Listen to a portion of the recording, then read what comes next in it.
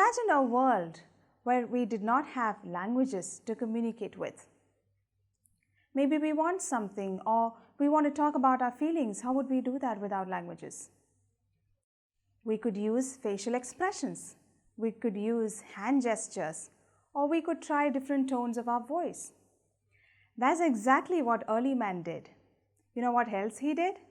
He also tried pictures, drawing pictures on the walls of his caves. As human civilization advanced, man discovered better ways to communicate. That's how languages came into being. There are about 7,000 different languages that are spoken world over. Knowing a language does not make communication effective. It takes two people to know the same language to be able to communicate effectively. I remember this funny incident that happened in my life when I had just moved to Hyderabad. I did not know a word of Telugu, which is the most common language that's spoken here. As I settled down in the house, there was a lady from the area who was looking for housework. And when she came to me, I asked her one question, "Do you know Hindi?" And she nodded. I thought that makes things easier for me, so I gave her all the instructions about the work at home in Hindi, and she nodded. After a few hours, when I checked up on how she was doing, I realized that she has been doing everything opposite to what I had told her. When my husband came, he translated everything between the two of us, and to my utter shock, I realized that she did not know Hindi. And there I was, not knowing Telugu. A lot of words were spoken, very little got communicated. I'm sure you must have had these kind of instances in your life as well. So for communication to be effective, it is not just enough to have a lot of languages, but people have to know these languages to understand each other. This passage is not a story, but it's a very interesting and informative prose about the importance of language, how different languages came into being, with a focus on the Indian scenario. Now, language is a very important part of one's culture, and it's important to keep your unique culture alive. And keeping your culture alive also means to keep your unique mother tongue alive. I'm sure all of you know English. Some of you might be passionate about the English language. That's all good. But do you know your mother tongue as well? I want to encourage you to learn your mother tongue, whether to speak it, read it, or write it, because that's how we keep our cultures alive, and that's very important. In this passage, we also learn about some endangered languages. UNESCO has listed various languages that are dying. This is not a good sign of cultures thriving. So we have to preserve our languages, and one of the ways to do it is to learn our own languages ourselves. I hope you've read the passage. Now let's go into the vocabulary section. There are words and their meanings given at the end of the passage.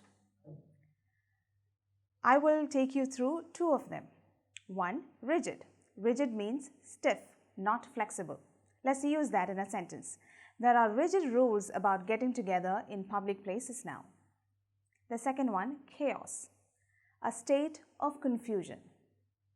If you were to use that in a sentence, you could say, this pandemic brought about a lot of chaos in our lives. There are more words given there. Please look through them, understand their meanings, and use them in your own sentences.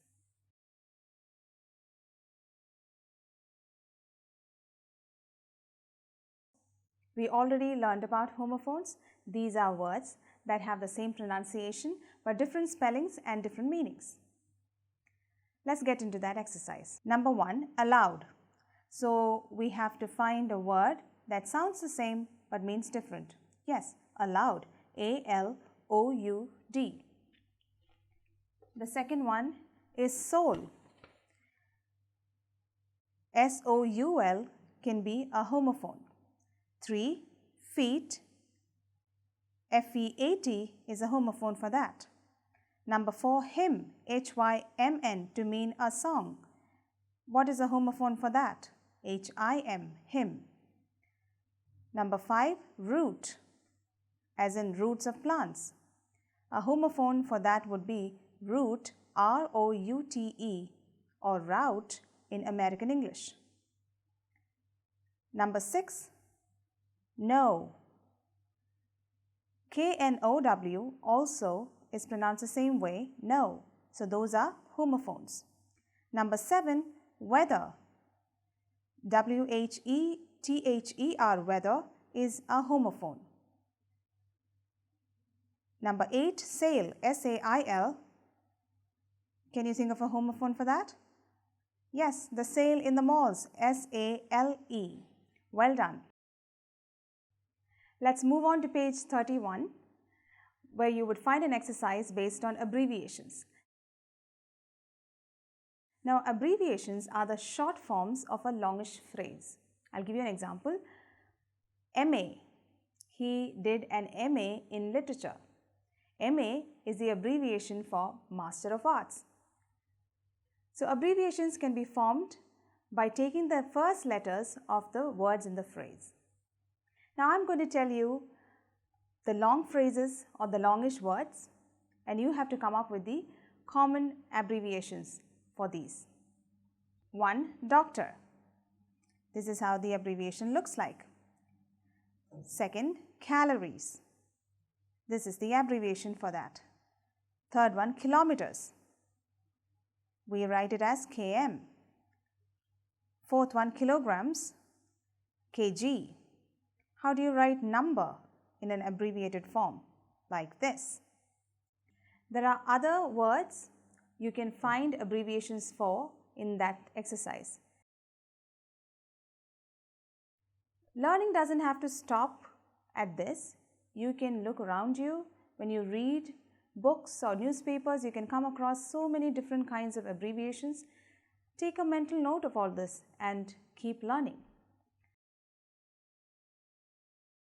Following this, there is a comprehension section with a bunch of questions. You can try and answer them. If you're in doubt, go back to the passage. I know it's a difficult passage. Read it again and try and answer these. Now we've reached the grammar section.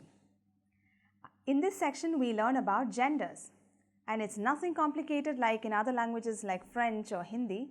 It's pretty straightforward. There are 4 genders. One is masculine. Example, boy. It is denoting a male. The second one is feminine gender, denoting a female. Example, girl. The third one is a common gender. It can be either male or female. Example, child. It can be a boy child or a girl child. If you've not specified it, it becomes a common gender. The fourth one is neuter gender. This is normally a non-living thing which cannot be categorized as a male or a female. Example, chair. Let's move on to the exercise that's based on this concept of gender. On page 33, we find this. Write down the feminine gender forms of the following words. Let's try. 1. Uncle. What is the feminine gender of this word? Aunt. It's a totally different word. Second one, prince. What is the feminine gender of prince? Princess. You add double S to the word and get the feminine gender. Third one is also similar, tiger. The feminine gender is tigress. Another example that I can think of is lion. What is the feminine gender? Lioness. Fourth one, hero. You add IN to it and you get the feminine gender, heroine. 5. Grandfather. What is the feminine gender? Grandmother. 6. Salesman. The feminine gender is saleswoman. Cock, hen. Priest, priestess. Waiter, waitress. Duke, duchess. You may have noticed that there are no hard and fast rules for this. It comes by practice, so keep in mind all these different patterns, and then you will be able to tell the masculine gender form and the feminine gender form of various nouns. There is one more exercise that's based on the concept of gender that's given on page number 33, and that is to decide if those words that are given belong to the common gender or to the neuter gender. Now, one thing to keep in mind when you do this is to see if these nouns are living or non-living things. If it's a non-living thing, for sure, it is belonging to the neuter gender. So go ahead and do this simple exercise. We also have a section on communication that's based on listening, speaking, and writing. And all this have to do with your practice. Being multilingual is a very good thing. What does it mean? It means to know different languages. You don't have to be an expert in every single language, but you can start this journey by learning a particular word in different languages.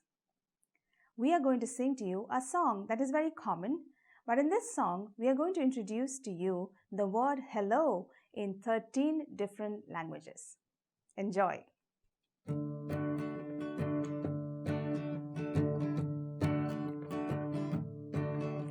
If you're happy and you know it, say hello. If you're happy and you know it, say hello.